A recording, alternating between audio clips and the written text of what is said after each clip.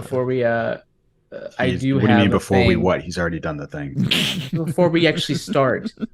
This is the show. So This is I always have the a show. thing. No, You have this a cannot thing, be you the get- show. Yeah, I'm listening. I have a thing at 9:15, but I think there's a good chance that thing won't happen. So I might need to pop off and then To pop check. back on. Yeah, I mean, but it might happen. That's the thing. It might also happen. So We shall see if it happens, I guess.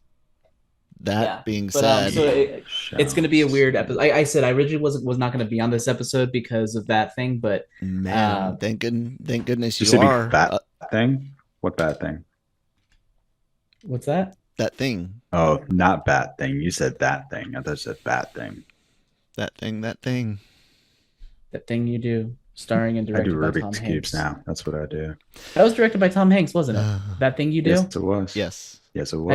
I never saw it. I remember when the trailers first came out for that. It's a good What the movie. fuck kind of Good American movie. are you? I know. And Well, a good, I- and a good I- song. I was just like, this looks boring. This looks like a boring adult movie. I think I was like 7 or 6 when it came out. Don't look at me like that. Roll your eyes. It was What cute. 7 and 6-year-old would like what? that thing you do? I'm muting. I was I'm- too busy watching fucking cartoons. Hey, and, Jones, you know, you might want to start living my introducing the best show life. because Hello and welcome to Breaking Geek Radio, the podcast, the premier flagship and international podcast de LRM Online. I'm your host, Brandon Jones, and with me, it's Jammer and Kyle. How y'all doing? Hey. Oh, is Kyle here? Is he officially being introduced now? Kyle is always here on the one. But he's not on screen. I'm not. He's not. I on mean, screen. but it makes it easier if I say Kyle in the beginning, because then in the end, if I say Kyle's on the ones and twos, people are like, wait, there was someone there the whole time. someone's in your house. Yes. The call was coming from inside the house. The podcast was coming from inside the house. On this week's show, we're going to be having a conversation about Bullet Train, aka Snakes on a Train. Let's go with Snakes on a Train. Oh, or I Snake like on a Snakes Train. Snake on a Train. Did you see it? Did you actually see it? Yeah, I saw it. I don't know. You sent like some old ass video with Oh, that was a Lambert. joke. That was Christopher Lambert. So at the beginning of the Alamo Draft House things, they usually have these themed things where it's like they show clips from other tangentially related things. Like, for example, they had, what was it? They had a music video for Soul Train playing, among many other things. And like, was it Soul Train? I forget the name of it. Something Train. Some song. Wow, you forgot Soul Train? You forgot Soul Train? Jesus Christ. Yeah. Don Cornelius is rolling in his grave. Don Cornelius. Whatever. But anyways, they have a bunch Don of themed Cornelius. things, and one of the themed things that was in this presentation, quote unquote, like it was just it was this random movie. I don't know what the movie is. Do you know what the movie is? Apparently, you know. You recognize. I know who Christopher Lambert. No, I know who he is. I don't know what that fucking random ass movie is. Is it Listen, Lambert? if I it's thought it was Christopher Lambert. Yeah, if it's Lambert. Lambert. Ew. If it's not Highlander, I don't know. Here, I'm gonna put you up I here. don't think Ooh, it I'm gonna was put you on the Highlander. big screen. There's your handsome face. I got this big screen. I'm gonna make it bigger. Bigger. Can you talk? And can you yes, talk that a was a bit sex about- thing. about Danny's not your- here, so I gotta do sex things. Can you talk a bit about your screen because you seem very proud of it, so that audiences. I'm not can proud of enjoy it. Like, it's a alongside work with in you? progress. You know what's weird? I have this. It's pseudo messy behind me, and very messy in front of me. I am quite excited because it's weird. Even though it's messy, this is the best setup I've had since we've been doing the podcast, because I've been doing it in basements and garages and all kinds. And like, this is like The sound. this is The like sound Port Hill is High pristine. Professional. The sound is so good. I'm not gonna lie. One of the things that initially bothered me was the fact that you were so echoey constantly. And I can't really talk right now because I'm pretty sure I'm fairly echoey at this point, so No, I you're can't fine. really talk. No, I mean You're I'm kind of echoey. Yeah, The problem is I put a bunch of those little sticky things that are on Kyle's wall, like the Oh yeah, I can see them behind you, soundproof yeah. things. Yeah. I put more, but they keep falling off. So I don't know. I'm trying. Yeah. I'm trying. Yeah, it's like the I rise. got you. So like I'm going up and you're going down. But anyway, yes. Yeah. So like even my camera's like I'm excited, and I think within a month or less, this is just gonna be perfect. I'm very excited. Anyway, So the movie in question looks like it's The Hunted from The 1995. Hunt. That sounds familiar. It stars him, Christopher and- Lambert. Yeah, Christopher Lambert and John Lone and Joan Chen, who I don't Ooh, I know know who any of John those Lone people. is. Who's Really? that? Yeah. I mean, he's nobody that you would know, but I know who he is. Why? I just said He's just one of those people that, like, unless you know who he is, you're like, I don't know who that is. But it doesn't look like a great movie from what I saw. I don't think Christopher Lambert makes great movies. He's got what? One of the Highlanders and Mortal Kombat. What else? What else you got? Exactly. I think I'm ready to talk the show though. Ready to talk about the show. This is the show. I don't know why you keep doing. No, I'm ready to talk news items. So fine. In addition to Bullet Train, we've got a bunch of news. A lot of it is Warner Brothers related. Like, it's weird because we spent a lot of time like trying to figure out what was going on with Warner Brothers, and it just seems like it's getting worse, which is shocking. Is it though? No, seems like. Okay. So yeah, who knows?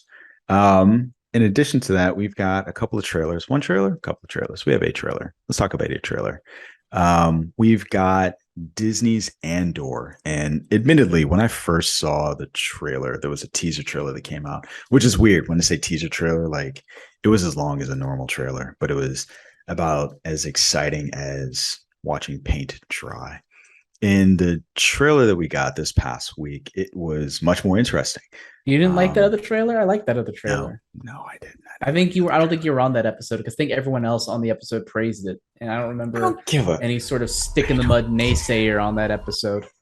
Listen. I don't know what's wrong with you guys, especially Danny. I think he's just a fucking diesel, and I don't understand why. He's just been liking all kinds of random things, so we'll talk about Bullet Train reference, folks. Bullet Train. They're going to be coming fast and furious. Just be careful for those. But yeah, I didn't care for the first one. This one, I'm like, okay, I'm more into it, and I was more into the story, so I paid more attention to the trailer. And one of the bits of news that we got this week was the fact that they're not using the volume for this. Like, this is unnatural. We've known that, right? I wasn't paying attention. I've known that. I saw the trailer. I've known that. Yeah. Because that's been sort of one of the big selling points is that it's like, this is like legit movie, not volume, Pinewood Studios. So yeah, Pinewood, I don't believe has a volume. I think they're all LA based at this point. Here's my question. As someone that liked the shit trailer in the beginning, does this new trailer enhance? Does it do anything for you? Does it change? Absolutely enhances. Why? This is probably because it feels like it has the ambition and scope of a movie, and it has enough content to actually fill its runtime. And that's been my problem with a lot of these Star Wars projects is they just feel like stretched out like a piece of taffy. Like you have this thing that should be 3 hours or 2 hours, and we're just like, hey, let's just go ahead and massage it and stretch it out. That was the case, especially with the Boba Fett, which I still enjoyed, but still Boba Fett. That was the case with the Obi-Wan show, which woof, that was their worst show in my opinion. I feel really bad about that. And then the Mandalorian, worse than the anthology. I don't count that. It's its own separate thing. Anthology, because each one is like a little. It's getting short. Another season, isn't it? All right. The thing is, the anthology was very inconsistent though, because each thing was its own standalone. I could say it was better than most of the anthologies, but not all of them. There were a couple or few of the anthologies that were better than Obi-Wan. Are you guys talking Visions? Star Wars Visions? Yes, he's talking. Why not call it Visions? Because he didn't remember the name. Oh, okay. That's why. It's called the anthology. Fine, whatever. Visions, Star Wars Visions. Anyway, I think the visions were so inconsistent though that like I think most of it wasn't as good, but also some of it was a lot better than Obi-Wan. But anyways, now that you've derailed me, the thing with the Mandalorian was different in that it didn't feel like it was like a single plot stretched way too thin. It just felt like each episode was like stretched way too thin. It's just like, oh, we need to go to this planet. It's like, let's go there very slowly. And Kyle it wasn't very slowly. He crashed on every planet. He crashed on every planet and was beholden. That's like the beginning of every episode. Kyle, by the way, for those who don't know, I don't know if this is on screen, but he showed off. No, it's not. Okay, he showed off a little pop figure of the black and white samurai-inspired Visions episode. Wait, so did you actually like Visions, or did you just like what? You talking to me or Kyle? him? Kyle, I loved got it. the Funko I Pop. loved most of them. Yeah, we did a big Anime-Versal and Cantina crossover. Even got Cam to watch all of Visions. So crossover episode. Ninth Jedi, the Duel. Ninth Jedi was great. The Duel, the Elder, the Twins, the Village Bride. I did not like the Twins. I liked it for what it was. I liked it for what it was. Yeah. It wasn't as good. I like Village Bride. Village Bride and Ninth Jedi were the strongest ones in my opinion. What is it? Lope and Ocho. That I really enjoyed. Didn't like that one either. Pretty much Akakiri. The last one with the very, very stylized art I did not care for. I could not get through the art, and plus the story was very dry. Which one was this? It was the very last one. Very last one. What was it about? Like they're traveling. I can't even really remember. It was so dry. I don't remember if there was someone that gets betrayed at the end of their journey or not. Like it was that. I know what you're talking about. It was very boring. It was like which one I liked. This guy who was a Padawan, right? A Padawan, and he like gets betrayed by his master or something. Something like that. Akakiri. Akakiri. That it's the no. Last that one. wasn't. He wasn't betrayed. It was they went to get. There was a Sith Lord on the planet.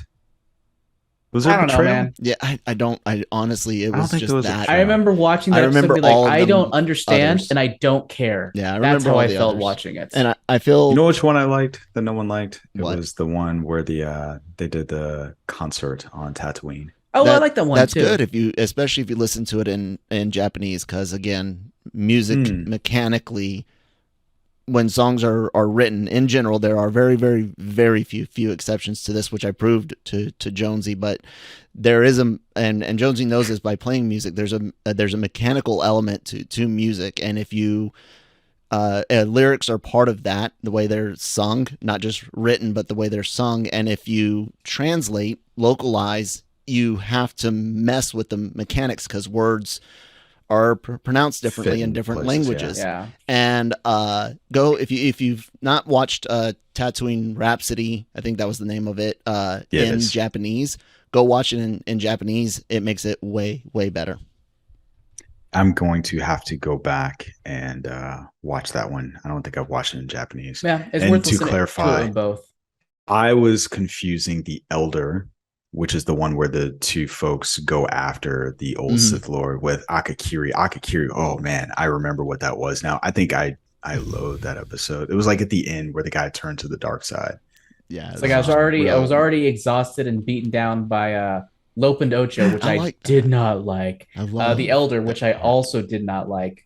And Toby, which I also did not like. So it was literally like getting pummeled by Mike Tyson of boring show. And by the end, I was just like, I don't care. I'm just getting through the content. But yeah, after that peak of the Ninth Jedi, it was a hard down. So yeah, for me, the Duel was great. Tatooine Rhapsody, Twins was okay. Village Bride I liked. Ninth Jedi I liked, and then it was all downhill. So I'd say at about half of them, to answer your question, half of them were better than Obi-Wan. Okay. So Andor. Opinion. Oh yeah, more what the fuck were we talking about? Andor. Oh yeah, sorry, I was really excited about Andor because it feels like there's enough moving parts to the story to justify however many episodes they need. So that's something to look forward to in my mind. So yes, I'm excited for that. It's a great big budget. It feels like it has the ambition of a movie. It doesn't quite look like a movie, but it definitely looks like a pretty high-end TV show for sure. Definitely the most high-end Star Wars show we've gotten to date. But what about you? What do you think? Would you say it's budgeted for the big screen? No. What's that? What are you laughing at? That's a joke about Batgirl. Oh, okay then. Foreshadowing. Not budgeted for the big screen. What did I think of it? It excited me much more than the first one. When you talk about moving parts, I think it was more apparent to me what the story was going to be. and not necessarily what it was going to be, but who was going to involve, and seeing more of those characters. And it made me slightly more interested for a backstory for a character where I was like, I'm not sure I care about what happened to Cassian Andor before he got blowed up. Loaded. But now I'm slightly more curious. And Yeah, it looks good. mean, It looks fun. I don't think this is going to be a thing where it's just like, oh, what's going to happen to Cassian Andor? It's going to be like, No. oh, okay, what were the moving parts of the rebellion and what was his role in it? Like, But, honestly, so here's I my care problem so with it. little about Rogue One that I could I just like Rogue pretend One. that didn't You're happen. Oh, you're weirdo. Here's one of the reasons. Okay, here's what happened. I care little about the characters in Rogue One. How about I wish that? they hadn't called it Andor. I wish that it was called something else, and in my mind wouldn't be Rogue hooked One? on the idea of Rogue Zero. I would have liked, Or Rebels? because I already have. No, they already took that. It's a cartoon. I know. No. Rebels instead of Star Wars Rebels. Just Rebels. Rebel scum. How about Star Wars Alliance? All right, whatever. I don't care. Okay, I get it. I would have liked that because I think my brain would have focused in on what the proper focus of it. Like, yeah, Cassian Andor can be the main character, but this is really about the coming together of the rebellion, which we've seen a couple of times now, in animated form mostly. Your point there, because I know Kirsten, when we watch it, she's just like, am I supposed to know who Andor is? I don't know who that is. Like, I don't know what that name is. It's the title character. Yeah, like, I get it, but so I'm not sure. I'm curious if it's going to do a disservice to them. Luckily, the Star Wars brand is powerful enough. They'll just be like, even if there's someone who doesn't know, it's like, oh, Star Wars. All right. Is it? For the mainstream, I think it is, regardless of whether or not your high standards are being met. That's right. So do you have high hopes for this show, or are you just kind of, do you think this trailer is deceiving, or do you think this trailer is representative of the excitement you will feel once you're watching the show? The first one, I think it's representative. I'm interested. The trailer did what it was supposed to do. I'm definitely more interested in seeing this than I was before. And I don't need to see another trailer. So there you go. Don't give us another trailer. When is this premiere? Andor, let me double check here. September. Premiere September 21st with a 3-episode premiere only on Disney Plus, ladies and gentlemen. So make sure you log into your accounts, you sit in front of your computers, TVs, whatever's, and take in the beauty that is Cassian Andor. Is it Cassian or Cassian? I don't know. Don't care. Cassian. Probably. Johnny Cassian. Cassius Clay. I like that better. Andor X. I like it. We can move on. Yeah, let's move on. So, quick hit. Last week we talked about the fact that there is going to be another expansion in the Rocky universe. This one's going to be called Drago. Who's not excited about it? It is goddamn Sly. Sly took to Instagram to talk about Erwin Winkler, who's the individual who owns the rights to it. And so he, in conjunction with MGM, are putting out this expansion of the universe, and also includes Dolph Lundgren. And as I recall, I think he said it to Dolph, like he was upset at Dolph Lundgren for signing on to this, and he didn't even get a phone call. Mm-hmm. So, yeah, wasn't he recently in sort of a legal battle to regain the rights to Rocky? Stallone. That might be true. And if that's the case, and I can go ahead and look that up. But I'm curious if that is the case. What does that include? What does that entail? Does that even entail Drago, or is that like considered like something else that or it's like the Rocky character, the Rocky story? So it's hard to say. Like, I imagine as the person who created and directed all of these characters for a time, that at some point it was Stallone who had all of that stuff, and over the years he sold it all off for whatever reason. So that would be my guess, but I'm not sure. So really going back here, so this is you recently... have to Bing it. If you Google it, it'll just show you the thing from Instagram. If you have to Bing it. Are you fucking kidding me? This is the most insulting thing I've ever heard. Hear me out here. Hear me out here. If you try and Google something, like as news is happening about the thing, you'll only get the new thing. You got to Bing it. You got to Bing it to get the old stuff. Okay, you Binged it, and what'd you get? What did you see now that you Binged it? I'm just sitting here waiting on you. I haven't Binged anything. All right. Well, you're just useless to me. I'm not going to Bing anything. I hear that frequently. Should I move on? So I don't know if there's any sort of situation where he's looking to get it, but he does not have the rights. Apparently, there is a legal battle over the rights to the films, but there's no specific details.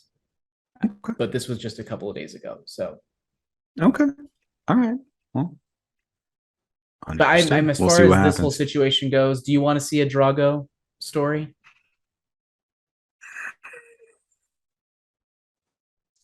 Only if it ends with like Drago punching Putin in the face. Short of that, no.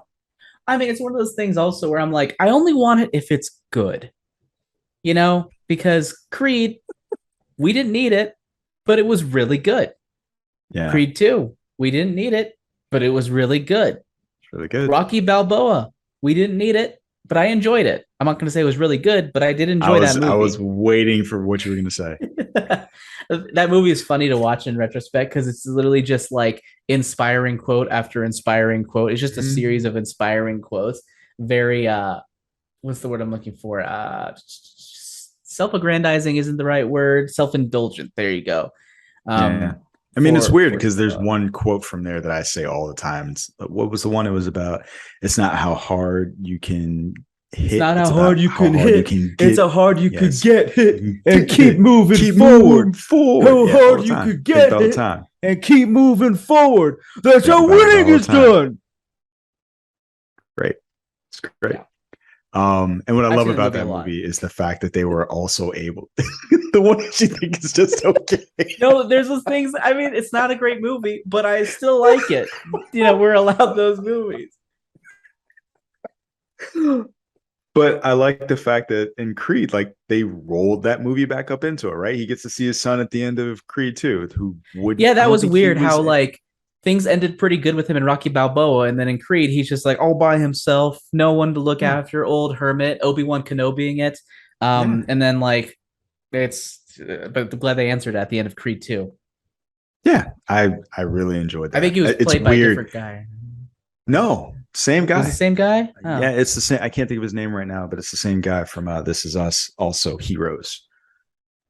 Oh, okay. Same guy, cool. Same actor. And this, which is great. Like, it's weird. It is weird that this movie has a mythology that they're just stringing throughout all of these films. But anyway, ready to move on?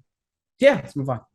All right. In additional news from an episode that you weren't on, fucker. One of the questions we were trying to figure out is why Ben Affleck was announced outside of San Diego Comic-Con as returning to the role of Batman.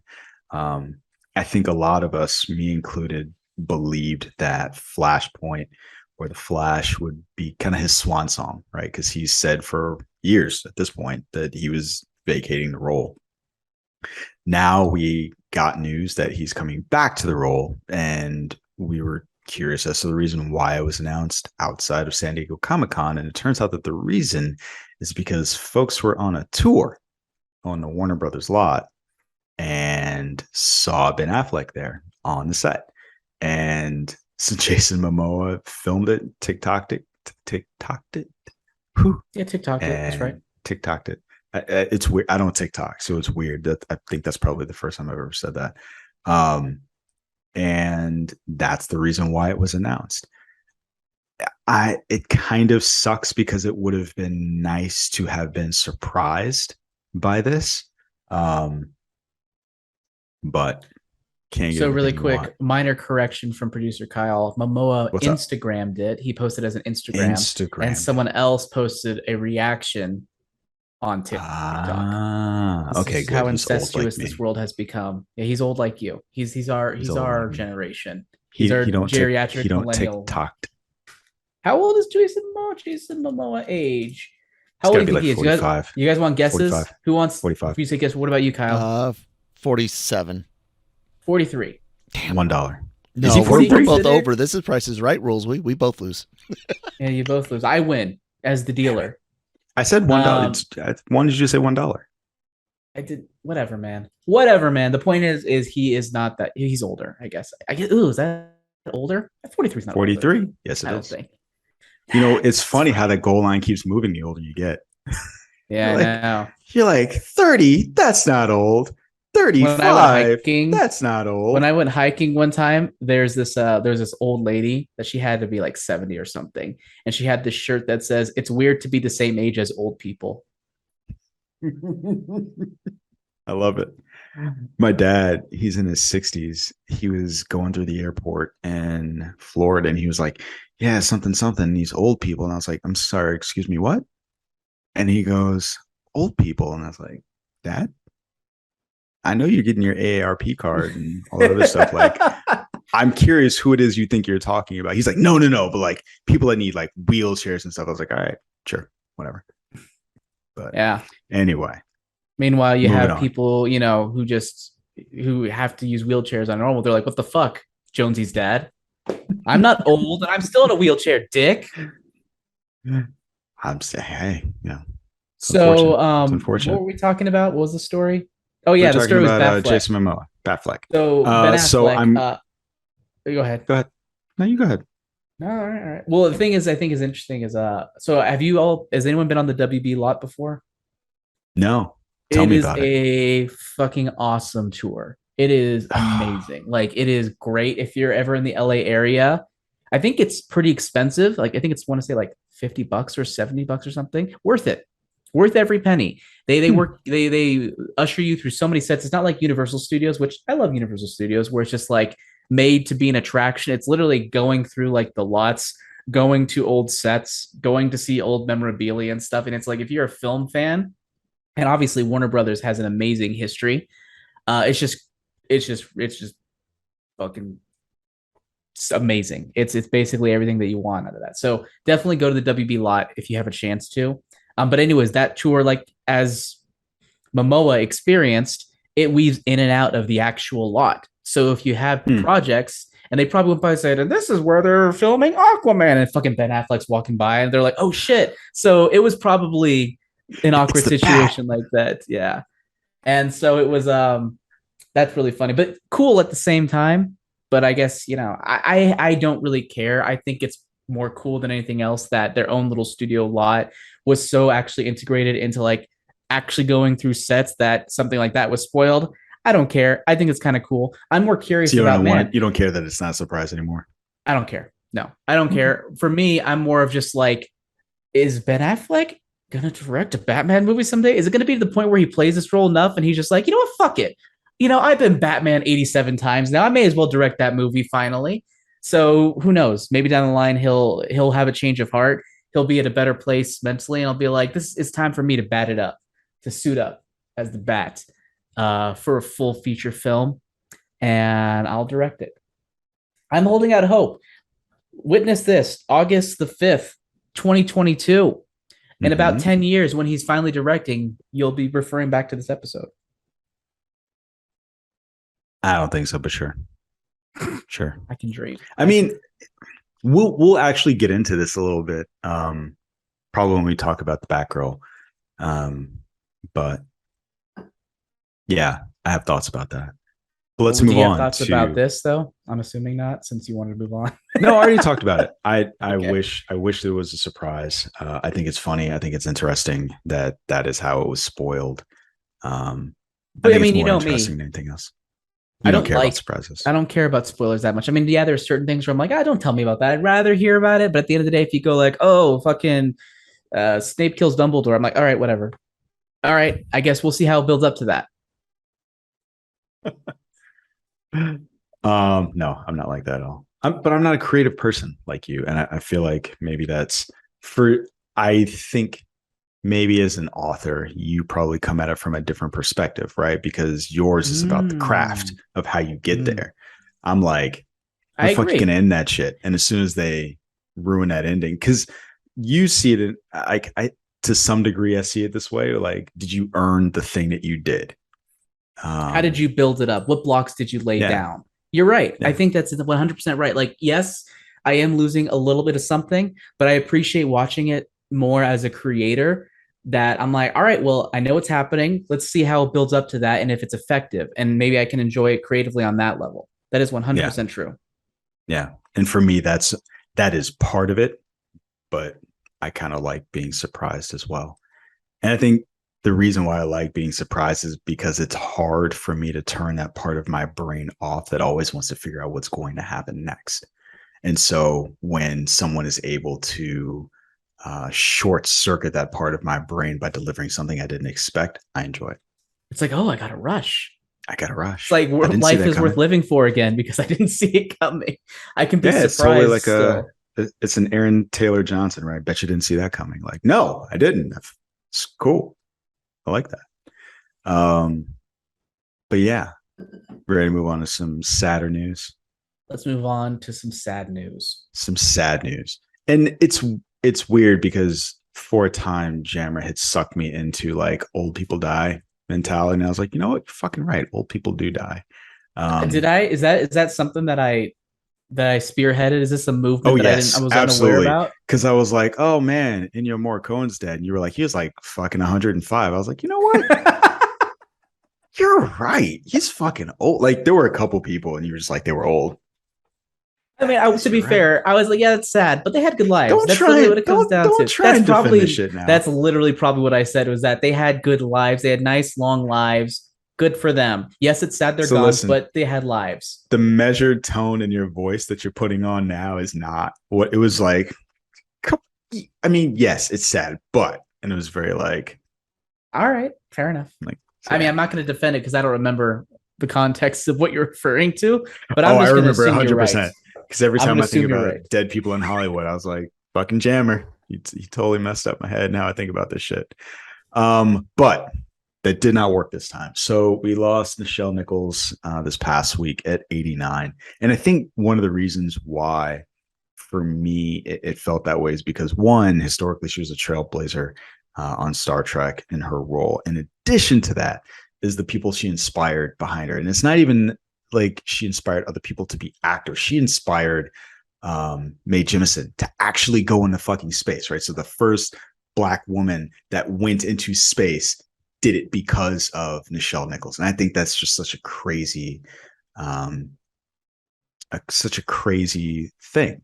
And there's this old tale about it, like having to do with how she wanted to quit. And was it MLK who told her not to? I heard something like that.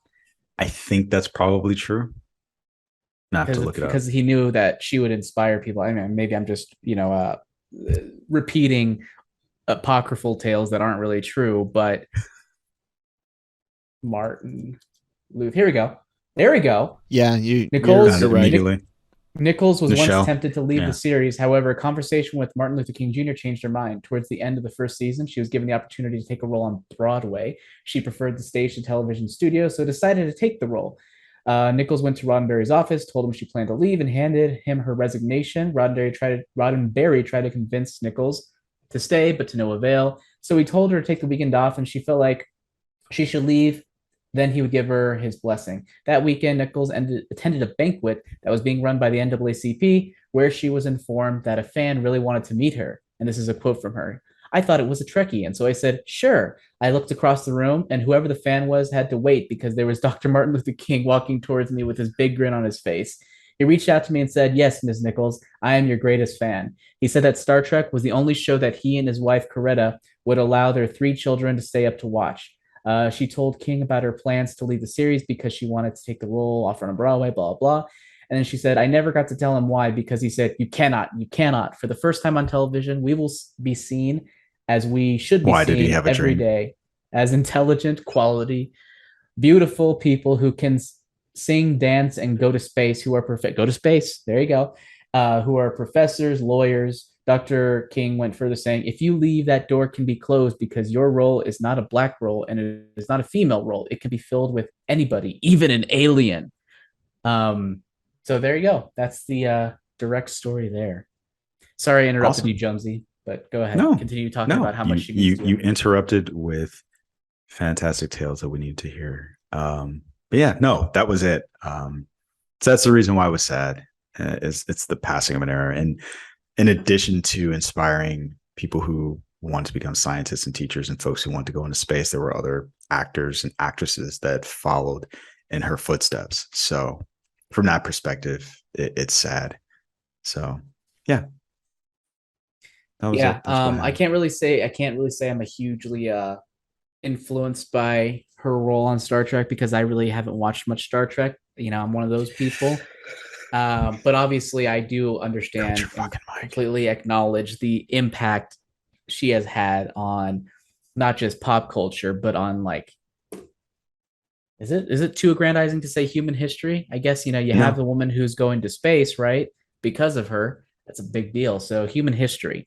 So she definitely will be missed, and it's her impact cannot be denied. And so good for her. And you know what, Nick? Or sorry, you know what, Jonesy? Wow. Sorry, I got confused because her name. No, I got confused because her name Nichols. That was why. You know what, Jonesy? She had a nice long life. So good for her. She can clock out knowing she made a difference living her best life. Yeah. And the other thing that was kind of sad about that is it sounds like later in her years as she started to it sounded like she was sunsetting and having to mention that folks were coming after her and her property. And so I'm glad that she is now resting and not having to deal with it. It sounded like a borderline Stan Lee type situation. So I'm glad she's resting. So ready to move on? Let's move on. Yeah. More potentially sad news, but less sad because it also had a nice long life. The Flash. Season 9 of The Flash will be its final season. So one of the first Arrowverse shows. So you had Arrow, then second The one. Flash came after that. I said one of the first, yeah. No, I wasn't correcting you. I was embellishing with more facts. Thank you for your embellishment. So it's going off the air now, and it is going to end its 9-year run with a 13-episode season. So we'll see how it goes. I actually stopped watching right after, I can't think of the actor's name, but the character Cisco, right when he was going off. Yeah, that's like, probably season 6 or 7 or something. It's been a while. I stopped watching season 3 or 4. What Draco Malfoy after his season. That was a good season. I liked him. Yeah, I liked him on that role. But for me, like every time they said Team Flash, like I really was really into Team Flash. So Carlos Valdez is the actor that played Cisco. Like he was just fun, and he had a fun arc going from the guy in the chair to being a hero in his own right. So that was fun, and seeing other characters go through the same kind of journey. So, but yeah, I enjoyed it was a fun show. I really enjoyed those first few seasons, and I can't really say there was any particular reason why I jumped off, because I think the season that I watched, I still had a great time watching. It was just when the next season rolled around, I was just kind of like, I just didn't get around to it. I wasn't in a situation where I was like, what's up? The question that they ask every season is Barry fast enough? Inevitably, at the end of every season, the answer is yes. Right? So like, it's like the Dragon Ball effect. Yeah. Is Goku going to level up enough? Like, turns out, yes. The answer is yes. It's literally like Sonic, gotta go fast, gotta go faster.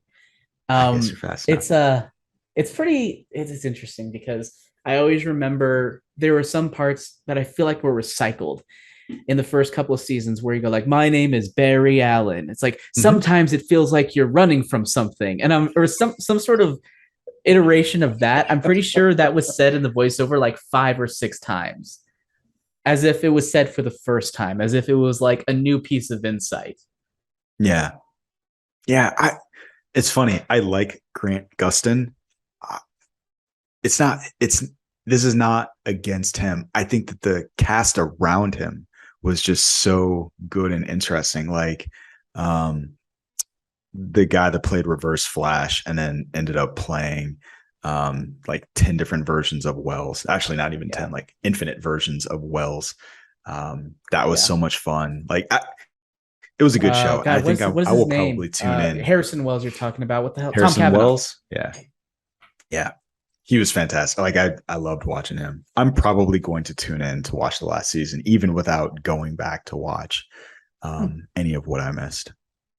Yeah, like I said, I had fun. Maybe I'll do that too. I probably won't. What am I saying? I probably won't. But you could, if unless you tell me that, hey, you know what? Go watch that last season. In which case I'll be like, all right, I'm gonna watch that last season. I'm gonna lie. I'm gonna tell you to watch it no matter what. It could be complete dog shit. I'm gonna go look at I'm gonna look at the reviews then. If I can't trust you, I can trust the reviews. This is just one of those divisive things, right? This is one of those things where you just review bombed Flash on Rotten Tomatoes. Don't listen to those people. I'm not gonna listen to those people. What the critics don't review bomb, just fans. I don't give a fuck about the fans, what they think. Fans are crazy. They are crazy. But let me ask you something. How crazy are they? Or is it the folks that are running Warner Brothers that are crazy? Oh shit. Can we actually not talk about this yet? Because we are approaching my sort of moment to have to step away. And I don't want that interrupt. Fuck, there isn't? There has to be something else to talk about. I can talk about Nope. You want me to talk about Nope? Hold on. We can talk about Ezra Miller first. And then that's all Warner Brothers stuff. I know, but you could cut it there. Then you can talk about Nope. Then we can come back to the important story because there is so much to be said about what's happening at Warner Brothers. Fuck with my juju. We do you want to just take a break and go see? We could just pause the recording. Yeah. Legit. Let's do that. All right. Let's do that. We're taking a break, guys. We're on break. We'll be back. And part of what we need to figure out is like, what the fuck's going on at Warner Brothers? We have a ton of news coming out of there. So it's funny. I was kind of lamenting the fact that we found out that Ben Affleck was going to be an Aquaman, but I guess that's the best thing that's happened to Warner Brothers. I'm torn on a lot of this news, but I'll let you. It's because I see where you're coming from, but I'm also like, maybe there's some good in him, like Darth Vader. And by him, I mean Warner Brothers at this point. So you go ahead and introduce stuff, and I'll just comment. All right, let's work through it good, bad, and ugly style. So the ugly is Ezra Miller, and it is right. Sorry. What? Yeah. No, it's funny. That he is funny. I agree, but it's funny. Okay. We'll get. I thought we were done talking about Ezra Miller, and he was just like, "I'm gonna go ahead and just slide right in here with a little bit of news." I see. I'm not trending. Let me do something. Let me fix that. So the latest news with Ezra Miller is that he is apparently, they are apparently walking around with body armor and a weapon based on, not really sure what, right? So we've talked about the fact that families have taken out protective orders against him. It sounds like sick Dog the Bounty Hunter on him. Is that why he's walking around with body armor and is he still saying? Is he still a thing? Is Dog the Bounty Hunter still a thing? I have no idea. I need you to update your references. So you're talking about like. Do you know another bounty hunter that I could reference? No, real life. Before, the Mandalorian. He's not real, idiot. But people understand what you meant. You talked about Mike Tyson punching somebody, but it's like, well, no, Tyson Fury. Tyson Fury is the Mike Tyson. He's evergreen. Okay. Anyway, it's hard to say what the rationale is, other than possibly Dog the Bounty Hunter, but we'll see. Someone I'm noted actually surprised that I made that reference too. I will say it just came out of my mouth before I could stop it. Not my best hour, but get the point. People get the point. Like, fuck you weren't supposed to call me on it. I would have done the same thing. There was an activist who has had interactions with Ezra Miller who noted that the vest was a fashionable safety measure in response to actual attacks and received death threats, which is funny. I haven't heard any actual attacks. I'm sure the death threats might be true, but if there were actual attacks, I think that would justify I don't want it. to say I don't believe. No, I would think that that would have been reported, right? Like I feel like people would have been clamoring to say that he had been attacked if that had occurred. But that's just me. Who knows? Anyway, I mean, maybe there's been it's like some attacks in like the sense that he's being pestered. Well, no one knows where he is, right? Do we still yeah. know now where he is? To I the was best gonna of my say knowledge, like no one knows. pestered by like paparazzi and stuff, and I know we hear about like freaking being pestered by paparazzi all the time and like kind of just, like being annoyed towards them. Yeah, But yeah, I don't think we've heard anything about even where he is at this point. yeah. So who knows how accurate even this is? Whatever Who that he's knows? wearing body armor. If he's wearing body armor and carrying a gun, we don't know where he is. How can we trust this information? Yeah, true. We're also getting information from anonymous sources, right? So there are folks that are saying that his recent behavior is indicative of some mental health issues, and there are also folks that are saying that, like, anonymous longtime family friends who are saying that Ezra Miller is being enabled by their wealth and fame and earning potential, their whiteness and their beauty. Ooh, longtime friend went in. To some degree, I agree with that, because the fact that Warner Brothers has still said nothing about any of this is kind of fascinating. As we start talking about what happened with Batgirl and Leslie Grace, like, there is some of that. I get that people are always like, why do you always have to make it a race thing? But there is an element to that when it comes to a perceived difference in behavior towards actors. Because again, we've talked about folks like Ray Fisher who have otherwise done nothing wrong and have been shat upon by Warner Brothers. It'll be interesting to see what your thoughts are about Batgirl, because Leslie Grace is a Latina actress who is donning the cape and cowl of Batgirl, film canceled. And yet somehow Ezra Miller has escaped the ire of Warner Brothers, and people are asking why. So before we move on to the Batgirl stuff, I'm curious, what, if anything, do you think about the Ezra Miller stuff? I don't think anything. I think it's non-news at this point. He's still off doing his thing. Hopefully they find him. Hopefully he's brought to justice, so to speak. I don't know, for all the things that he's done, and I hope that he gets the help that he needs to improve in the future. Because it does seem like he's having like some sort of, and I don't know what I'm talking about, but like a mental break of some sort from reality. And I guess his money and fame is sort of enabling him, allowing him to go off the deep end, allowing him to go into hiding, allowing him to just continue to be doing what he's doing. So it's not a great situation. I hope that it is resolved peacefully.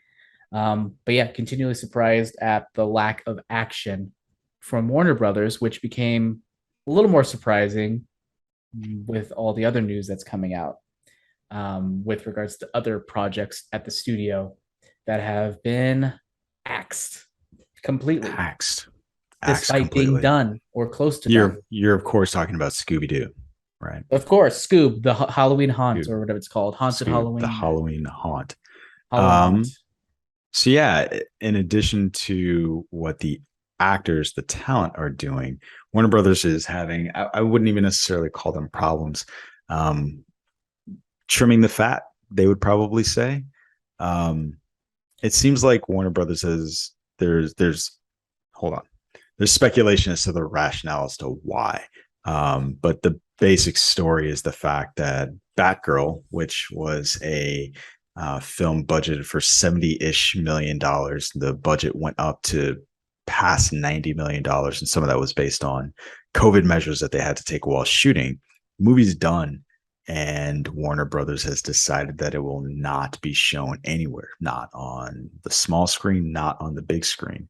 There's a little bit of speculation as to why.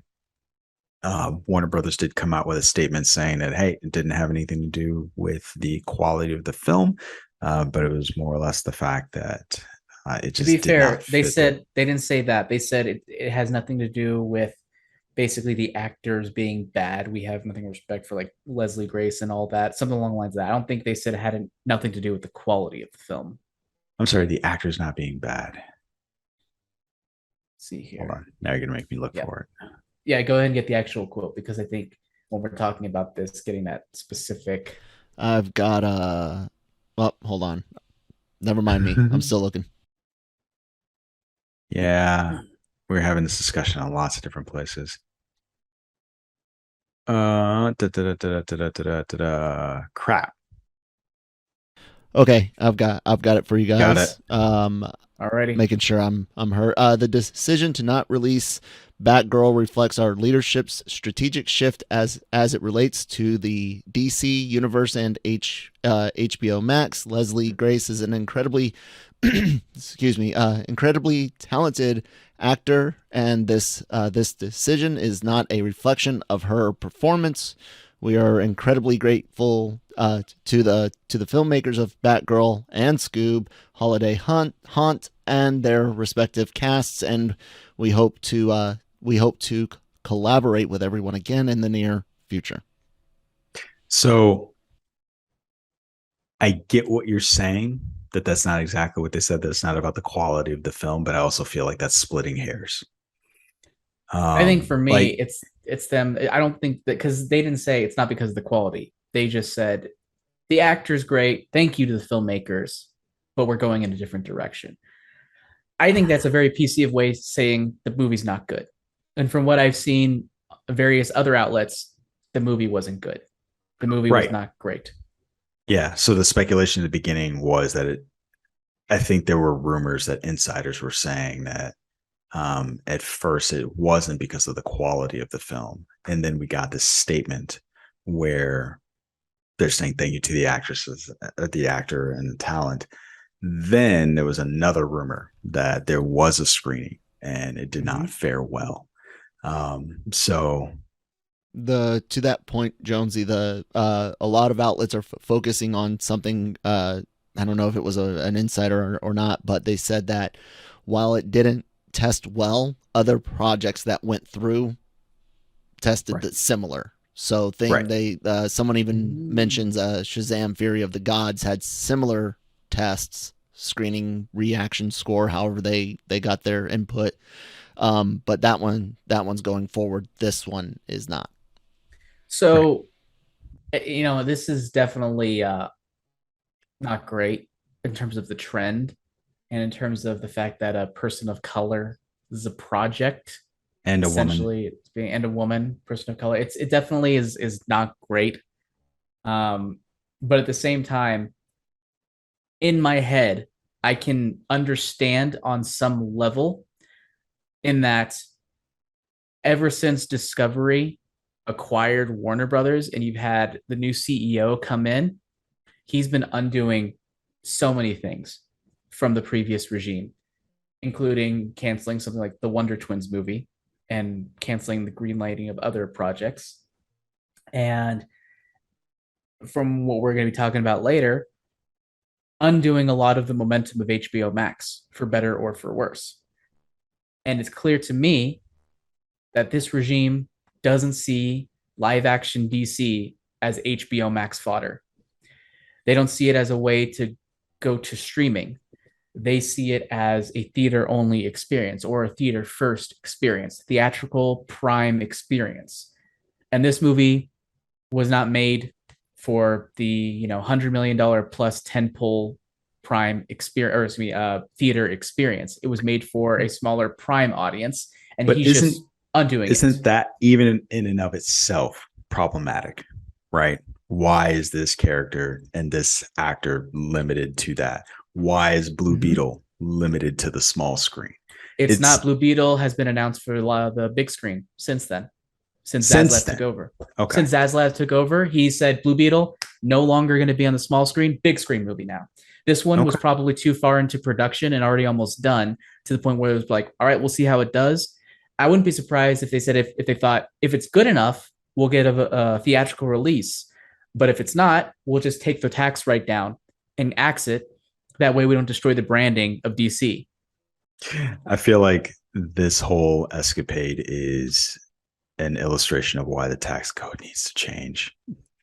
Like it doesn't make any sense to me that you can spend $90 million and then still somehow make money or not lose that money. Well, I don't know if they're making money.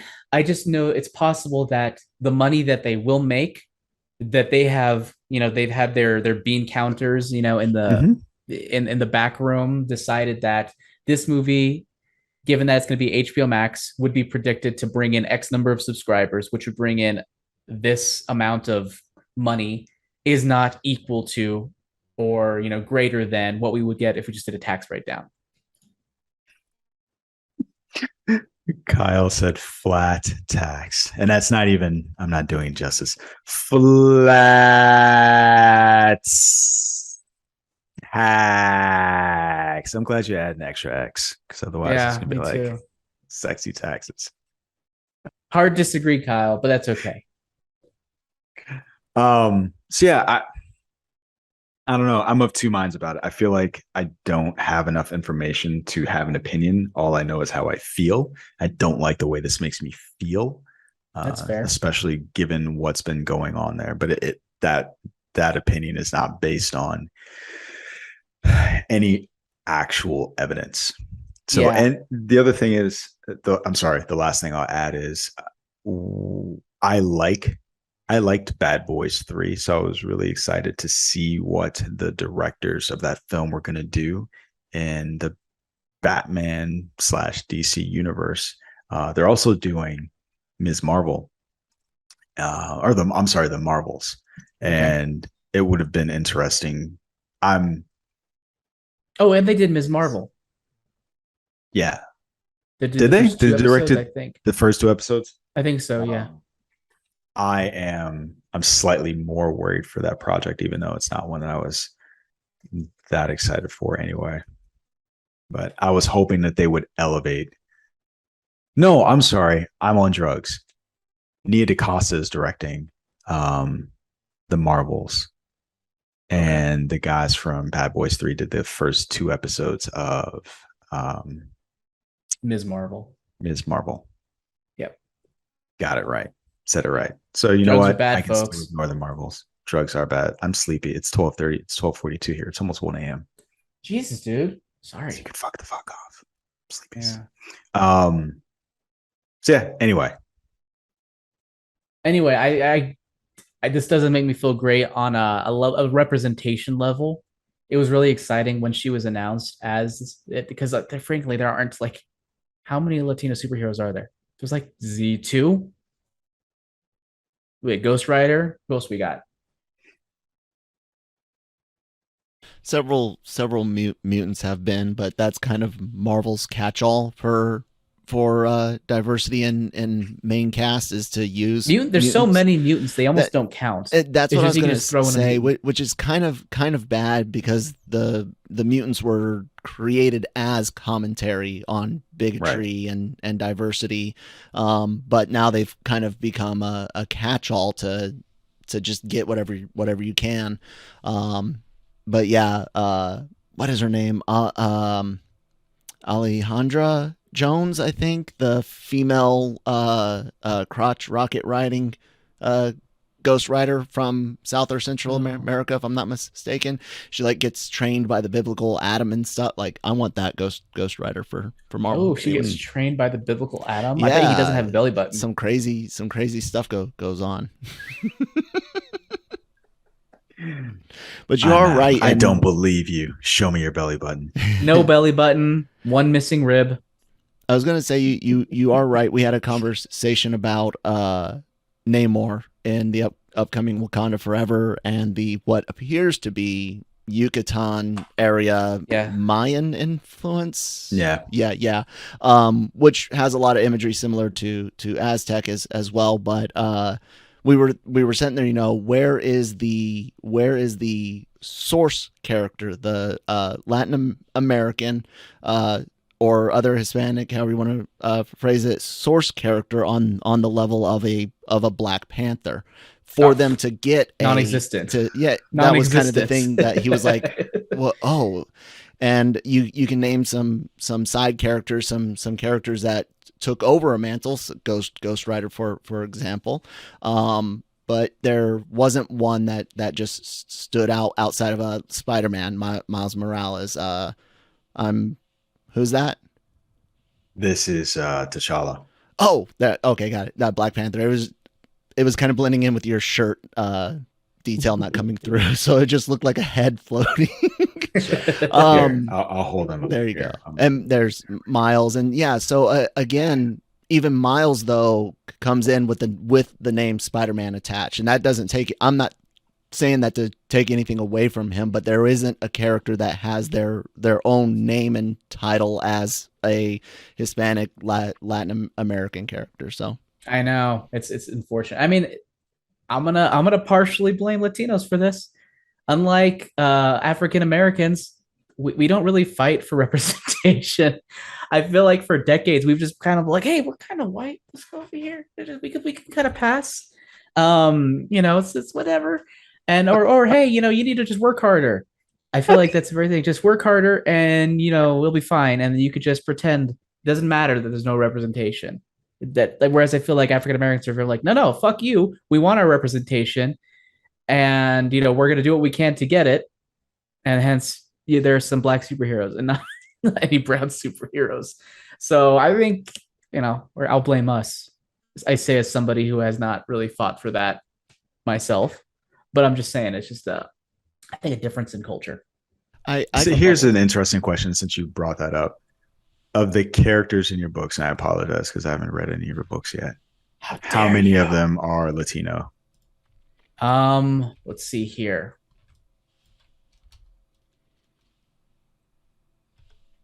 I'm trying to think here of my latest book. They're all Latino.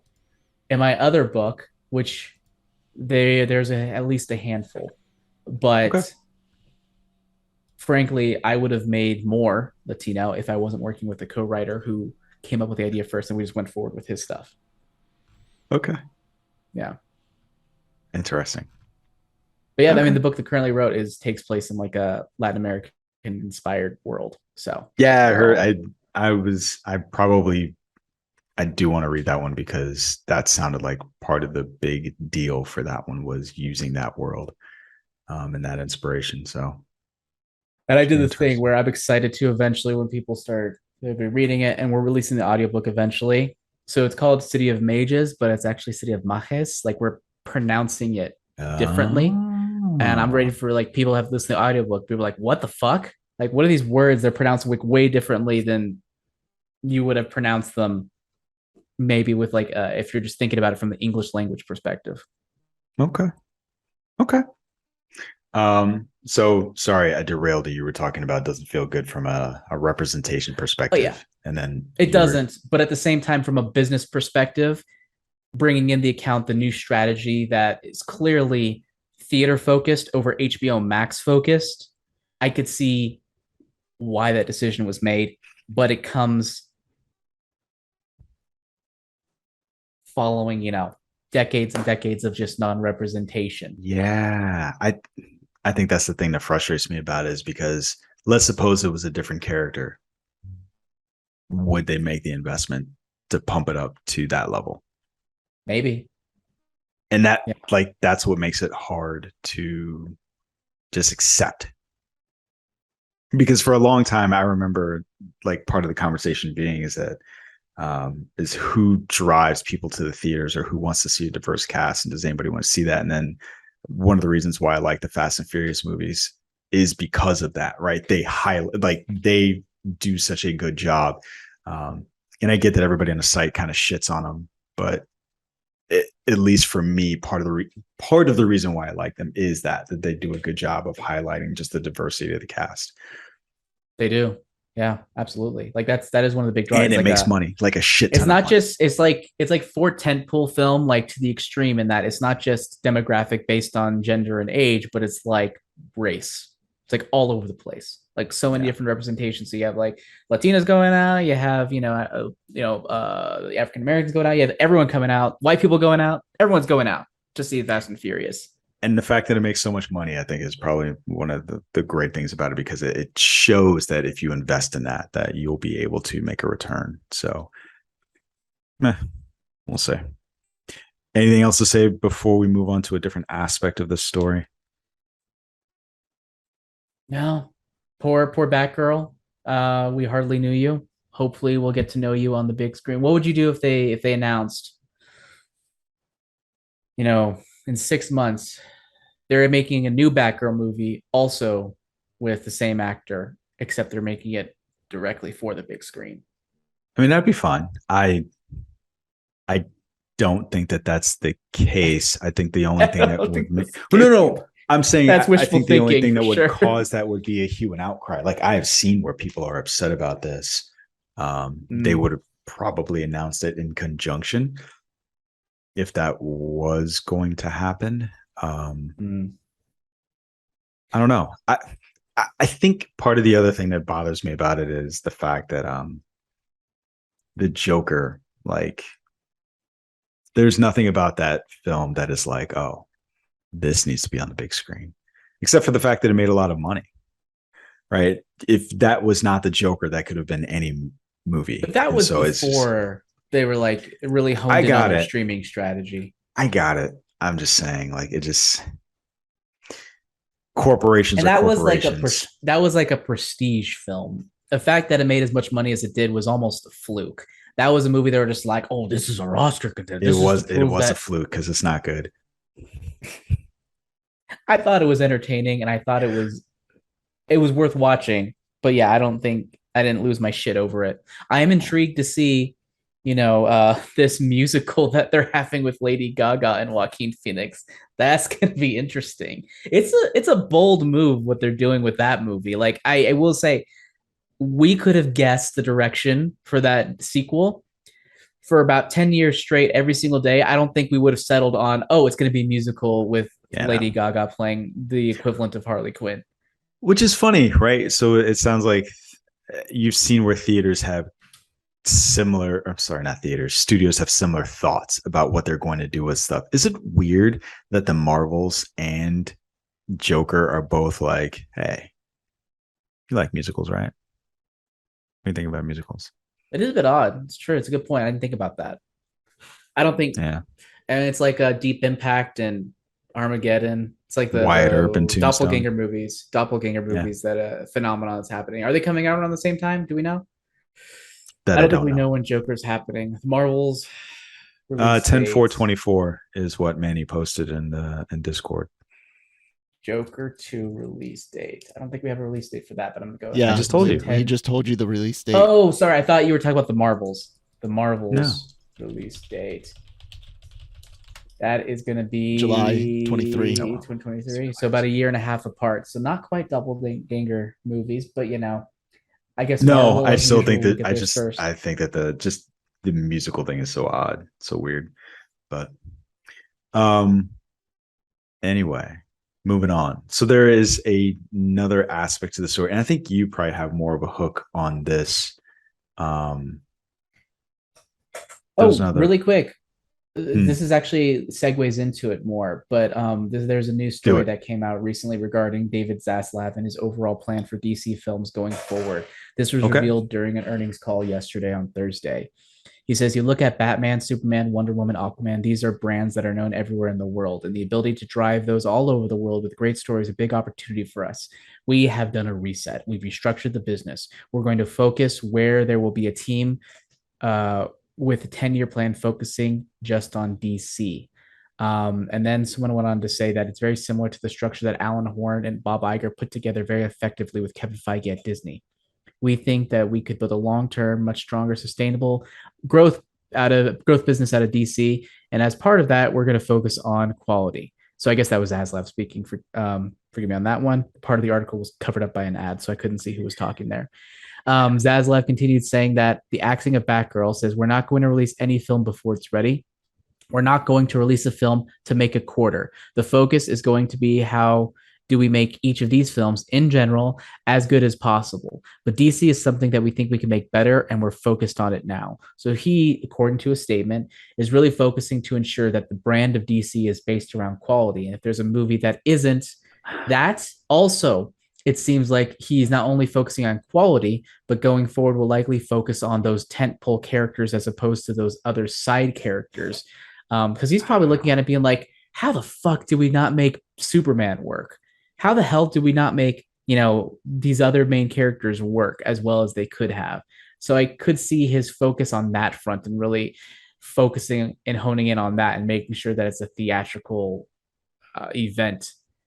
I hear what you're saying, but I do think that there has been some value in what they've done in not trying to be Marvel.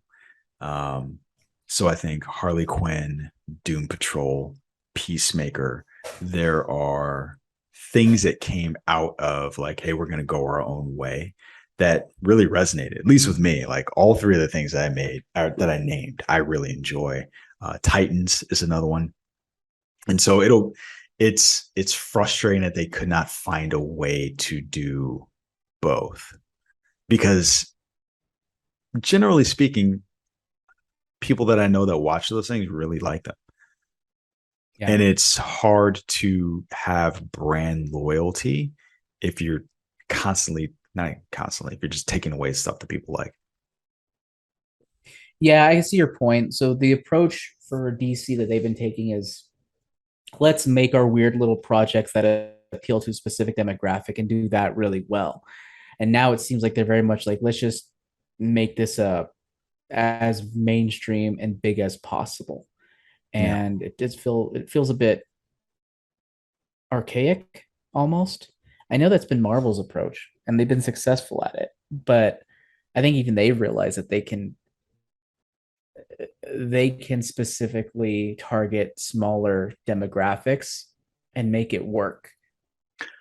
And the funny thing about that is, at least for me, I'm at a point where Marvel has become too machine-like, and I'm not enjoying it as much. I don't think it's the machine-like aspect to me. I think because like I'm looking at him as Marvel, it's not that it is a machine, it's just that it's boring. It got boring. It has nothing to do with it. Like, oh, this feels the same. It was just more of like, it's just not good. So maybe that's part of it. But for me, the machine-like aspect of it is when it was smaller, you knew that you were going to focus on these specific characters and you were going to follow them on a journey. Now there are so many characters because it's just become like this. It's a gigafactory of superheroes. And like, okay, I was still in Germany the last Falcon and fucking Winter Soldier episode I watched, and I haven't seen Sam Wilson or the Winter Soldier since. And so you have to wait for so long for these characters that you want to see in a movie or in a show. No. When did Falcon and the Winter Soldier come out? It was the second one in the shoot. Yeah. If I'm not mistaken. So like February, March of last year. It's been a while. Okay, so it's been March. So it's been a year plus. It's been a little over a year and a half. It's been a year and a half. Yeah, but that didn't happen before, right? Like you would get a teaser for that character, like they would show up in something else, and then you would get like, finally, I am not the one with the internet issues or computer issues. I know your internet's been fucking solid. Yeah. I switched the unintended consequences. So I took the router and I put it in the office. Before that wasn't functioning, but the internet guy came out and fixed that. But now the internet doesn't work in my son's room. And so it's like, fuck, now I have to figure out a way to fix that. Oh, well, we're set. You guys can carry on with your conversation. What were we talking about? That I've enjoyed all of the little projects that have come out of them not trying Peacemaker. Yeah. Peacemaker, like, I don't think anyone could have predicted how fucking good that show ultimately was. It didn't look very good in the trailers, in my opinion. And it was literally just after watching that initial scene between Peacemaker and the janitor, it was just like, oh, okay, I can get into this. Yeah. It was easy to, it was just like, it was like slipping into a comfortable sack. That was a weird. What the fuck was that analogy that I just came up with? But it's just like it's like sliding into a comfortable bed. There you go. That's a better way of saying it. I don't know, sliding is just get away from the sliding, get away from the climbing into a comfortable bed. Sure. All right. Anyway, I'm sorry. So you were teeing up a story. Was I? Yeah, you were talking about... I was teeing up a story. So essentially, it's clear that they are having by they, I mean Warner Brothers, a huge strategy shift. According to the Wrap, HBO Max is expected to lay off around 70% of their development staff. One company insider goes on to say, it sounds like they're not doing HBO Max scripted shows anymore with HBO taking over, so less scripted shows overall. Now, I'm wondering what that means when it says with HBO taking over. I think what it means is HBO will be covering all the scripted content. HBO Max will be covering more of the reality TV stuff. However, all of those things will still be released on HBO Max. Ultimately, it does mean that there will likely be a lot less scripted content, but it's not clear if there's going to be a situation where, they're going to shift something from HBO Max to HBO proper in order to save it. So, for example, Peacemaker is safe. James Gunn confirmed that Peacemaker season 2 is safe. What does that mean for shows like Harley Quinn? Is that going to be shifted over to HBO proper, or is it going to stick with HBO Max? How's this going to work? What's going to justify, what is a justifiable scripted show expense under this new regime? Regardless, it is clear that Zaslav, the new CEO, does not think streaming is a really viable way for scripted content going forward. On one hand, I get it, because we don't know what sort of rewards they've had in the past year. I know last year they had to pay up a lot of money in order to settle contract disputes when they decided to release all of their movies on HBO Max. How much of that is a direct overreaction to that? I don't know. How much of it is sort of logical looking back and saying, here's what the accountants are saying. Here's what we can expect the profits to be long term.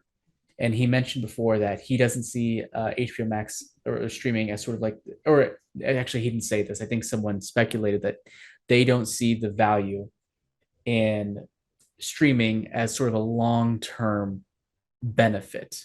It does sound like everything is more traditional, high, not quality, high production value content for their scripted stuff going forward. You know what's funny about that is I've gotten to a point where Apple TV and HBO Max were the two streaming services that I would watch the most. Yeah. And now, so for two reasons. One, HBO Max does not work here in South Korea. It's number one. Oh, okay. That's a big reason why you wouldn't use HBO Max. That's a big number one. It's a big number one. But it does work with my VPN. Okay. But I canceled it anyway. And here's the other thing. As it looks like the shows that I like are going away, there's no reason for me to keep it. Why? So I can watch movies? That's not an incentive for me to keep your streaming service. So I've gotten to the point where it's Apple TV that is the number one streaming service that I watch like all the time. Mm-hmm. Yeah. Like I'm missing an episode of For All Mankind right now. Just talk to you. So. Yeah, it's interesting. It's a bold strategy. Let's see if it works out for them. As Jason Bateman once said in Dodgeball. And I don't know what the answer is because if you can dodge taxes, if you can dodge a wrench, you can dodge taxes. If you dodge taxes, you could dodge other shit. But anyways, so streaming, I've actually wondered about this because it does seem like streaming has been a bubble that is now bursting. And I'm wondering if they're also reacting to Netflix and what's happening with them, realizing, oh, we can't just perpetually grow for forever. Like that's just not something we can do. And I But I wonder think if that's the a bubble's problem bursting. a problem with the perception of the American economy generally, right? That companies just have to grow. But yeah, anyway, that's yeah. I don't like that idea. Like I'm like at some point you got to stop growing. It just you can't keep growing forever. It's just a natural thing. Okay, stop laughing. Filthy mind. Anyways, this is I think we have roughly we have 7 minutes to talk about Bullet Train. So let's go ahead and talk about Bullet Train. Let's talk about Bullet Train. So Bullet Train is the latest film starring Brad Pitt and a whole host of other folks. David Leitch is the director, and you will know him from such films as what else has he done? He's done Deadpool. He's done Atomic Blonde. Did he do one of the Fast and Furious, or did he do Hobbs and Shaw? Yep. Okay. Hobbs and Shaw, and then he also he was the uncredited co-director on the first John Wick. Okay. So yeah, he's up there, and this film is kind of crazy. And right now it is shockingly at a 53% on Rotten Tomatoes from the critics and a 83% from the users. I found this film to be, well, let me ask you, what were your unspoilery impressions of this film? Unspoilery impressions is that I thought this was a fun, off the wall, just jump in and have a good time type of movie. It's the perfect kind of movie to walk in without any expectations and just be pleasantly surprised by just how likable everyone is, how fun it is, how ridiculous it is. And if you're like a fan of Guy Ritchie, as everyone has made the comparison of before, it's like it has that sort of Guy Ritchie vibe where you have these sort of quirky, likable ne'er-do-wells sort of doing things, or usually not just ne'er-do-wells, usually like assassins or something like that, or killers. I guess it's a better way of saying. Gangsters. And in a somewhat a plot that sees from many different perspectives, has a lot of overlapping sort of stories, and it just has fun with it. It dials it up to 11, and it just has fun the entire time. I think everyone had a blast working on this movie. That's the impression I get. It's a little bit longer than it deserves to be. 15 to 20 minutes longer than I think it needs to be, given that sort of high octane sort of feel. By the end, I was just like fatigued and ready to move on, but I still had a good time watching it. So I think if you just want a fun action movie that has just really likable characters and it's just a good time, I think you'll enjoy this movie. I also think it's one that I'll revisit frequently just to throw on the background, or to say, hey, to a friend, we should watch Bullet Train. It's just like the perfect kind of movie that I would watch like in high school or college. The perfect kind of movie for that. Maybe that's just a type of movie that doesn't appeal to critics these days. But regardless, I had a good time. I give it a solid B. Okay. I would go a little higher. I was A- B+ range. I'd probably settle on a B+ because I agree with you about the length of the film. I also thought that it got a little too ridiculous at the end. There was it's not grounded, let's say hyper realistic, the majority of the film. And then like probably in those last 15 minutes that they went a little long, I was like, this is a bit much. I was still enjoying it, but it went from something that I do want to watch multiple times. So like, I'll catch it when it's on. The Guy Ritchie comparison is apt. This definitely feels like, hey, I just saw Snatch, and let's do that in Tokyo. It has Kill Bill vibes. It even has some Mission Impossible vibes in some parts of it as well, and even some Robert Rodriguez vibes too. Yeah. Mm-hmm. Yeah. I agree. And I really dug the action. I like when directors pull back enough so that you can see what's happening, so you can let the stunt people and the actors show you what they've been working on. So there weren't a ton of quick cuts. There were so many cameos in this film. And it's funny. I remember telling Danny I didn't want to get another trailer for this film. And then we did. Fortunately, I forgot a lot of what I saw just in moving around and moving from one place to another. And I was glad that I did. I think in terms of cameos, the only one that disappointed me was Karen Fukuhara from The Boys. And I was... do you watch The Boys? No. Okay. Then it won't matter. But so having seen her on The Boys, when I saw her, I was like, oh, wait. And then she didn't actually do anything in the film. And so that was disappointing.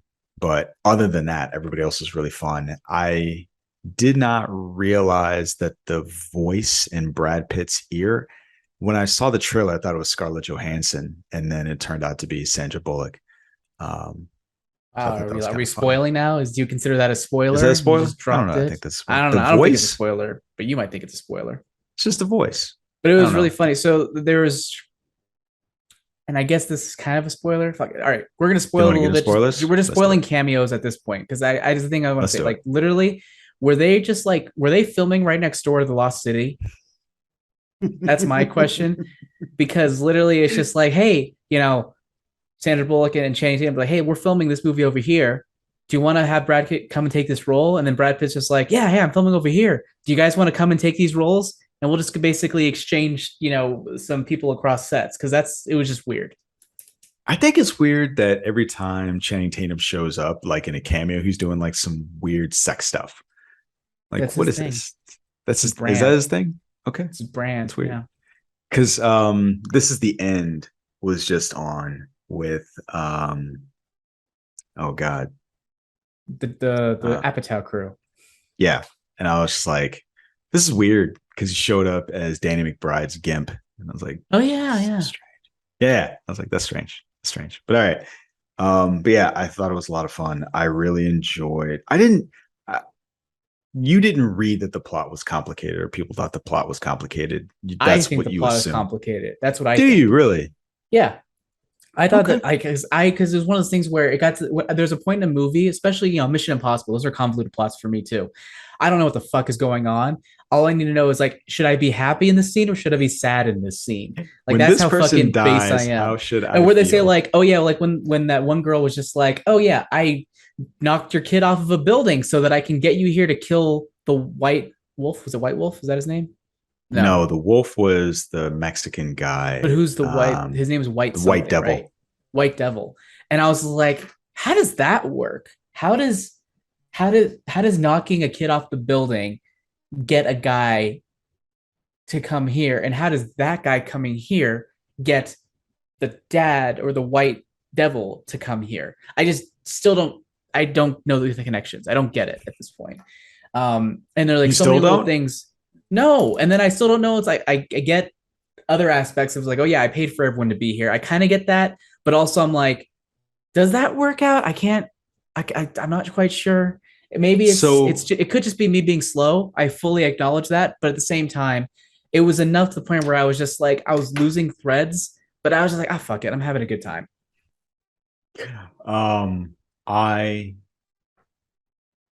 What I understood was that she wanted to kill him, and that Andrew Koji, who also loved, that was the son, right? Yeah, that was the method that she was. I did not like to him. Use it. No, his character is bland as fuck. His character didn't do shit. He was just like, I'm angry, and I'm also just gonna do nothing this entire movie. I'm sorry, White Death, not White Devil. Different things. I think I'm just predisposed to like him from the Cinemax show. Oh God, is that show going to get canceled? Into the Badlands? Oh, fuck. No, that's different him? Asian. You racist motherfucker. I wasn't talking about the lead. Are they going to cancel Warrior? I don't know. Anyway, that was my little freak out moment. He's great in Warrior. If you haven't watched Warrior, you should watch Warrior. Because I think it's produced by Shannon Lee, but it's also really good in its own right. Anyway, so the basic plot was she wanted to use him as an instrument to kill, spoiler, her father, because everyone that has tried to assassinate her father, he's used their weapon to kill them. So that was it. I don't understand it still. You explained it. I don't understand. Why does she think that he would attract the dad? No, I guess yeah, I don't get it. I don't get it. How did she know all that stuff was going to happen there? And then how did she know her dad would show up? The money. It was the money, to get the money. How did she know that? So here's the thing. You're right from the perspective of he'd been in the house, in the compound for years. How did she know that would be the thing to draw him out? That part I don't know. I think she just knew her father. That's the best I could guess. Got it. I don't get it. I don't think it's not tied up enough for me. I'm too fucking stupid. I wish it was smoother. Okay.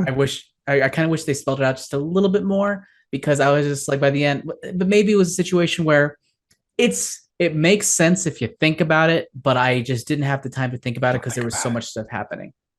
Yeah. Okay. But overall, yeah, still a super fun movie. I liked all the characters. Took me half of a movie to realize I was Aaron Taylor Johnson, because, like I said before, every single time I see him, bland. You don't know who he is. Soldier A is what I think of him as. And literally, I was really proud of myself. I was like, oh shit, I recognize him.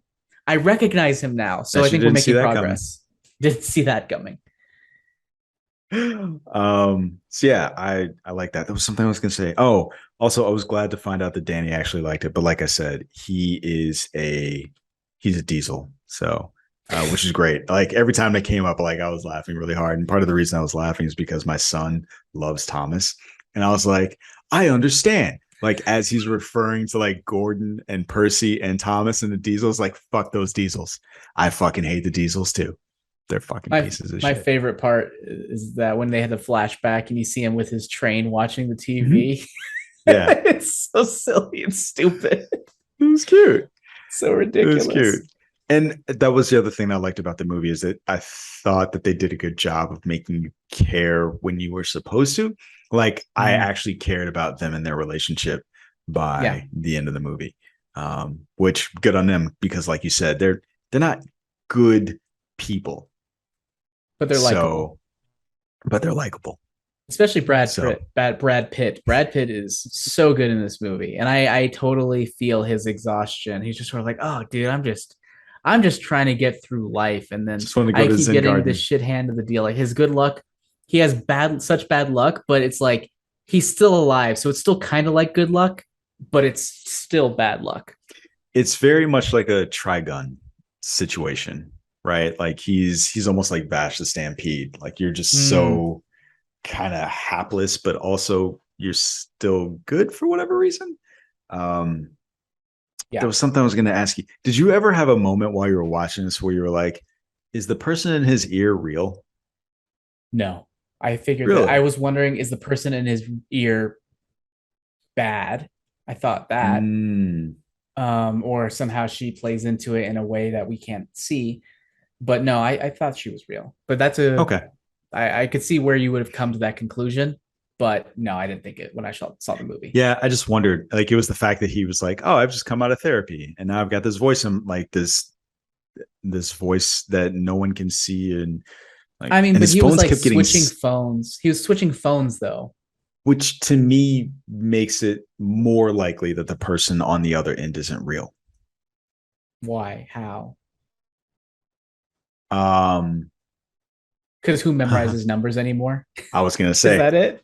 I know 2 phone numbers. That's actually, I'm sorry, 3, and one of those 3 is my own. But here's the thing though, like if you were in this situation, I'm assuming that would be your 4th number that you would know. Maybe, yeah, maybe. She was the best handler ever. So yeah, I did wonder that for a little bit, and I think part of it was the fact that, like I said, he just talked about like, oh, I just came out of therapy, and it sounded like he'd been away from the job for a little bit, and so I thought maybe he had some sort of mental breakdown or something of that nature. I mean, he clearly did at some point, and it was like trying to recover from it. But yeah, he was just so likable the whole time, and I appreciated his role in the movie. I appreciate everybody's role in the movie. They all had some good stuff to do. I appreciated Zazie Beetz' role in the movie. That was great. So fucking random. It was just like, all right. And I just love just how ridiculous it was with the venom. He used the anti-venom on himself and was just like, oh, you don't have one for yourself? What's wrong with you? You got to prepare better. Do you want me to hold your hand? Do you want a water? As she was like blood was coming out of her eyes. Do you want a blanket? Oh yeah, it was great. It was fantastic. Like everything, like it was way better. It was exactly what I wanted from the movie. Like when I saw the trailers, I was like, I want this. Please meet these expectations. It met them fantastically. Yeah. Like it hit my like I would have given this an A+ cinema score, because based on the advertising and based on what I kind of wanted based on that, I'm like, nailed it. For perfect cross section there. Yeah, I agree. Oh fuck, I just lost my thought. That's what happens at 1:30 in the morning. So late for you. It's gone. It's so late. It's gone. It's gone. No. It's gone. Has to do with perfect cross section of expectations versus marketing and everything, and how perfectly it matched them. Damn it. Probably. Any other sort of critiques you might have about this movie? Because for me, the main one I think was the length. It just felt drawn out too long. By the end, I was kind of ready to go. Before the end, I was ready to go. What about you? Apart from that, no, that was it. It really was. I thought it was just a little bit too long. That's what I was going to say. I remember probably about 66% of the way through the movie, I was like, all I need to do is stick the landing, and I'll walk out of here real happy. And that's where it felt like it faltered for me.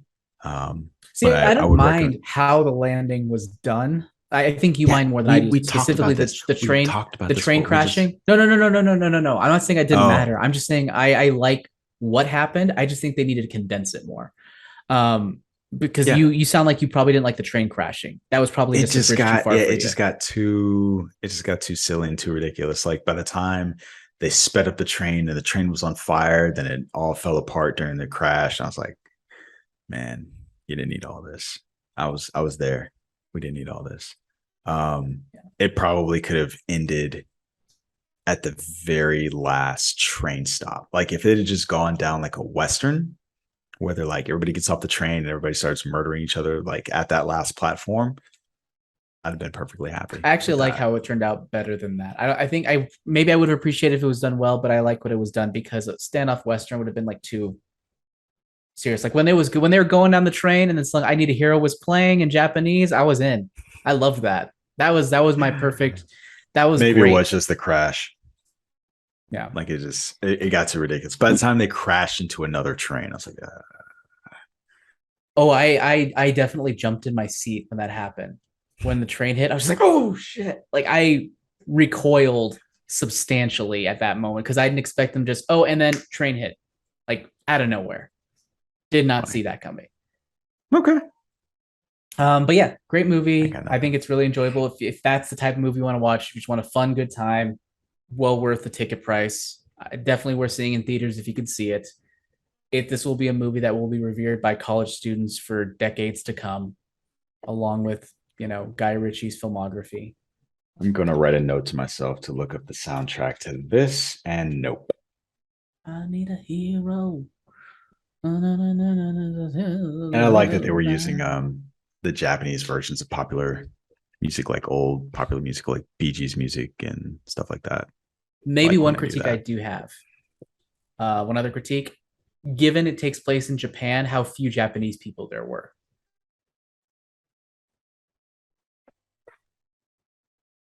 How few main character Japanese main characters there were.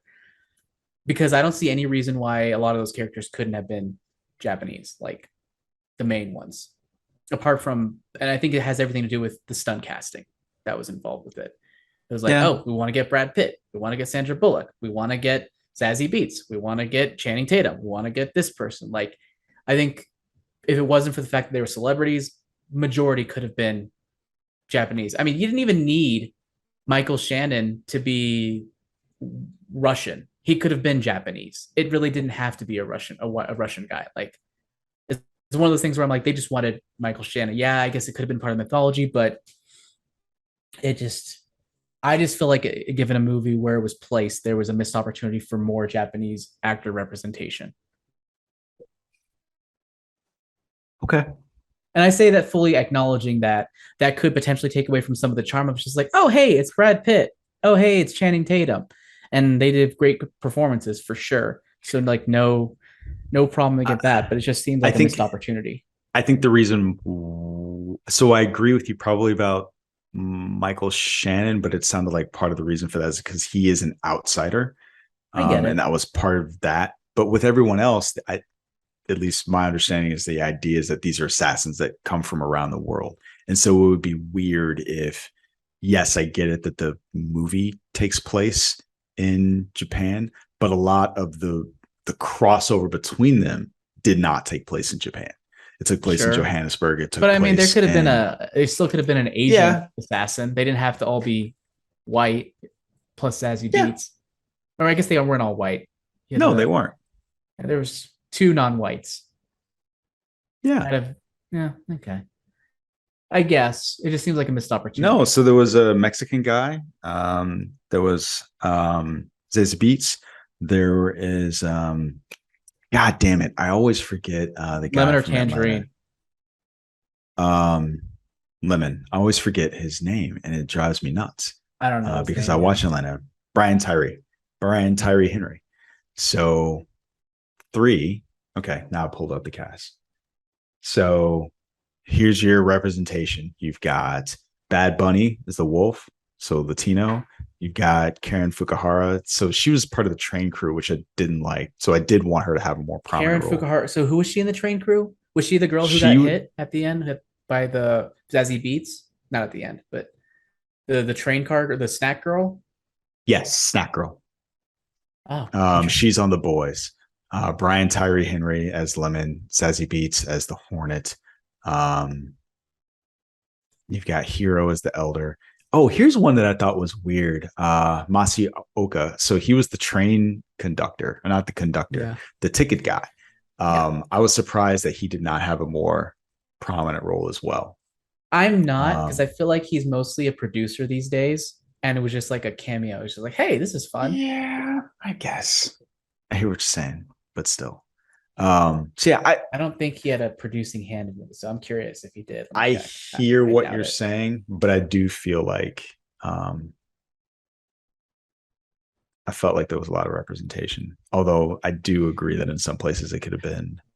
There was a lot of representation, but I feel like there should have been more Japanese representation apart from henchmen. Okay. Personally, it was just an opportunity. I get what you're saying as well, but at the same time, it just is weird to me. Okay. That was just like, oh yeah, it's set in Japan, so let's have people from everywhere. It's an international city. It's a mega city. What do you want? Japan isn't a city. Oh, I'm sorry. I thought you said Tokyo. I thought I heard you say Tokyo because that's where it starts.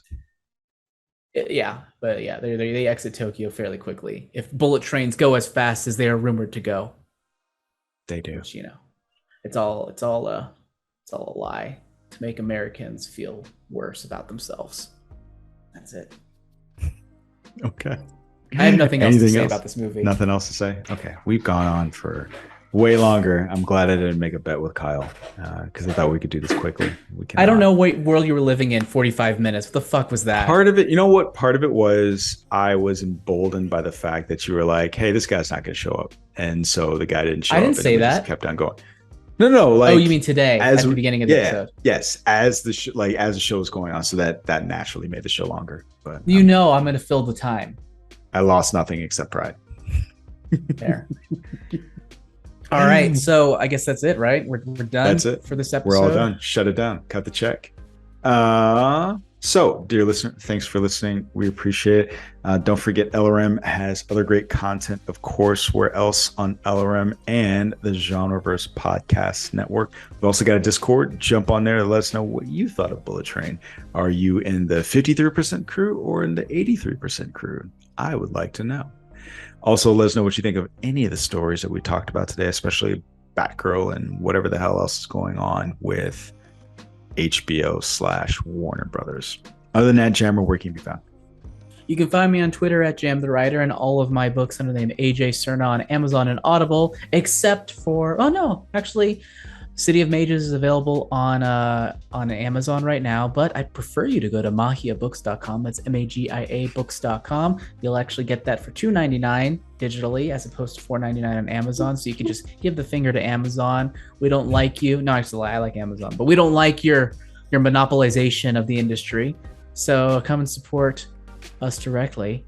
Wait, so I'm confused. Am I supposed to be fingering Jeff Bezos or not? You said one thing and you took it back. Okay. Absolutely. Definitely. All right, you figure that, billionaire. Mm-hmm. And you can find me sleeping. I'm so sleepy. I'm gonna crash right after this.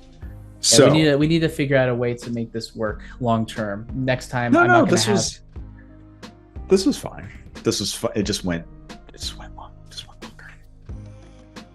Yeah. Well, in the future, I won't have things in the middle of it. So because I'm gonna know ahead of time when we're going to be doing where your things are. We would probably be ending at least a half hour earlier, or about a half hour earlier. Woohoo! 30 minutes. Give them, baby. I'll take them. Yeah. But thanks, Kyle's on the 1s and 2s, and we will catch you on the next one. Hasta lasagna. Please do not be getting any of that lasagna on your person.